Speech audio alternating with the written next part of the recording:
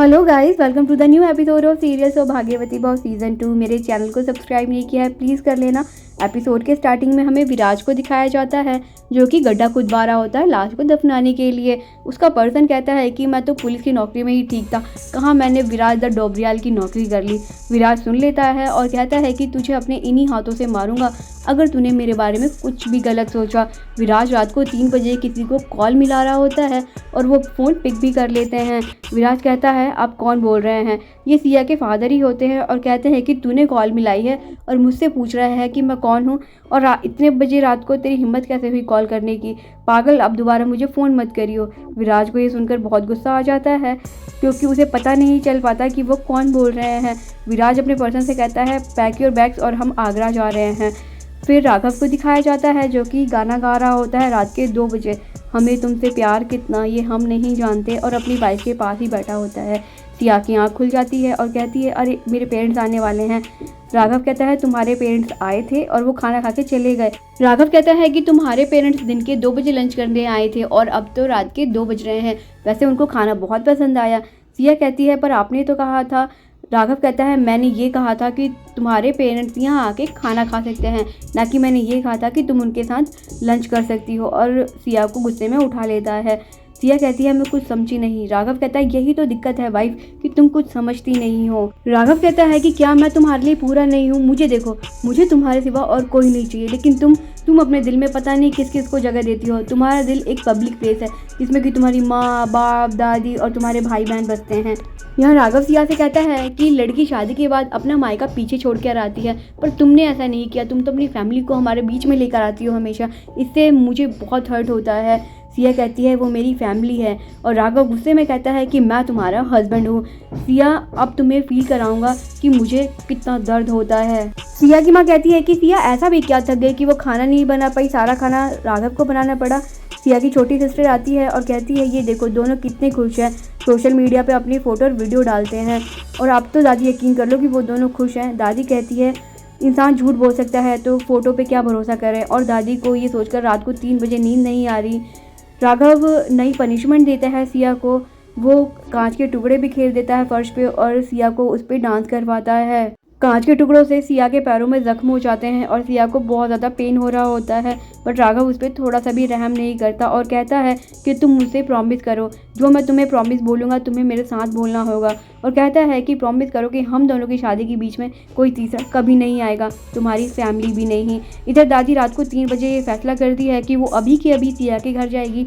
वो सिया के ब्रदर को तुषार को उठाती है और कहती है चल मेरे साथ। राघव सिया से अपने सारे प्रोमिसेस ले लेता है और कहता है that's like my good wife. दादी और तुषार सिया के घर ऑटो से उतरते हैं।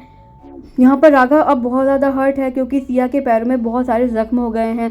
वो उसके ज़ख्मों को साफ़ करता है, ऑइंटमेंट लगाता है और कहता है कि वाइफ कितनी ज़्यादा चोट लगी है, तुम ऐसा करती ही क्यों हो कि मुझे तुम्हें हर्ट करना पड़े।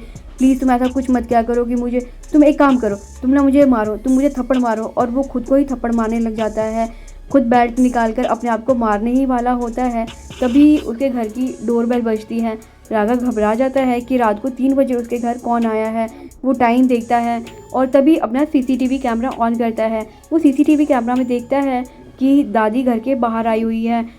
सिया और राघव दोनों नहीं समझ पाते कि इतनी रात गए दादी यहाँ क्या करने आई है। सीन शिफ्ट होता है और सिया की शादी से पहले का टाइम दिखाया जाता है। दादी को शादी से पहले ही ये रिश्ता मंजूर नहीं था क्योंकि उन्हें कहीं ना कहीं शक था और कन्फ्यूजन भी था कि इतने बड़े घर का रिश्ता सिया के लिए क्यों आया है। हम मिडिल क्लास फैमिली लोग हैं, वो तो कहीं भी रिश्ता जोड़ सकते हैं। और राघव तब से ही इस फैमिली पे नज़र रखे हुए है। वो देखता है कि ये दादी हमेशा मेरे पे शक करती है। वो राघव ये भी कहता है कि दादी अगर आप मेरी लव लाइफ में आई या आपने मेरी शादी सिया से नहीं होने दी तो, और वो एप्पल को बहुत ज़ोर से बाइट करता है। दादी और तुषार घर के अंदर जाने की कोशिश करते हैं, सिक्योरिटी गार्ड वाला उन्हें जाने नहीं देता। दादी कहती है ये मेरी पोती का घर है और मुझे अंदर जाने से कोई नहीं रोक सकता। यहाँ पर राघव कहता है क्यों हमें बार बार अपने प्यार की परीक्षा देनी पड़ती है, ये देखो एक नया एग्ज़ाम खुद चलकर हमारे घर आया है। राघव टाइम देखता है और कहता है सुबह होने में सिर्फ 2 घंटे हैं, अगर दादी को तुमने यहाँ से नहीं भेजा तो वो सुबह का सूरज नहीं देख पाएगी। वो साफ साफ सिया को धमकी देता है कि अगर तुमने ये सब मैनेज नहीं किया तो आई विल किल दादी। राघव बाहर नहीं जाता, राघव वहीं पे बैठता है और अपना सीसीटीवी कैमरा ऑन कर कर देखने लग जाता है। सिया की हालत बहुत ज़्यादा ख़राब है, वो अपने पैरों पे ठीक से चल भी नहीं पा रही है, फिर भी वो जैसे तैसे दादी के पास पहुंचती है। दादी शांत हो जाती है जब सिया को देखती है। सिया अपने गेट पे आ जाती है और दादी को अंदर नहीं बुलाती है। दादी सिया को देखते ही बोलती है, सिया अगर तेरे साथ कुछ भी गलत है ना तो प्लीज़ तू मेरे से सब कुछ बता दे। सिया अपने घर में मुड़ के देखती है तो राघव ने एक बहुत बड़ी सी तलवार पकड़ रखी होती है। सिया देख कर डर जाती है।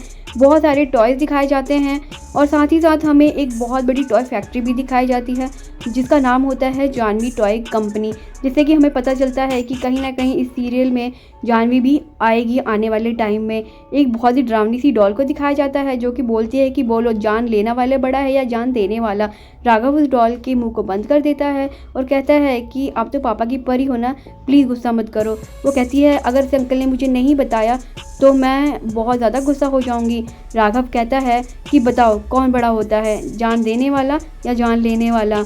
उसका असिस्टेंट कहता है प्रभु ये कैसे बोलेगा, इसके मुंह पे तो टेप है। राघव एक पेपर दिखाता है, उस पेपर पर नंबर लिखे होते हैं और कहता है कि बता ये नंबर कहाँ का है और किसका है। ये टेलीकॉम कंपनी का मालिक है टॉक एंड टॉक, जिसको राघव ने पनिशमेंट दी हुई है। बट वो कहता है मैं कुछ नहीं बताऊँगा और एपिसोड यहीं पर एंड हो जाता है।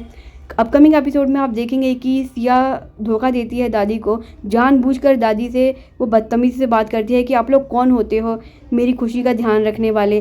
राघव है ना मेरी खुशी का ध्यान रखने वाले मेरे पति। और राघव ये देखकर बहुत ज़्यादा खुश हो जाता है। वो उसे गले लगाता है और उसे बिना हर्ट के अंदर ले जाता है। यहाँ पर टेलीकॉम कंपनी का मालिक कहता है तुम्हें नहीं पता कि मैं कौन हूँ। राघव कहता है कि तुझे नहीं पता कि मैं कौन हूँ, मैं तेरा बाप हूँ और तुझे अपने बाप को बताना पड़ेगा कि ये नंबर कहाँ का है। होप कि आपको एक्सप्लेनेशन अच्छी लगी होगी। Thanks for watching.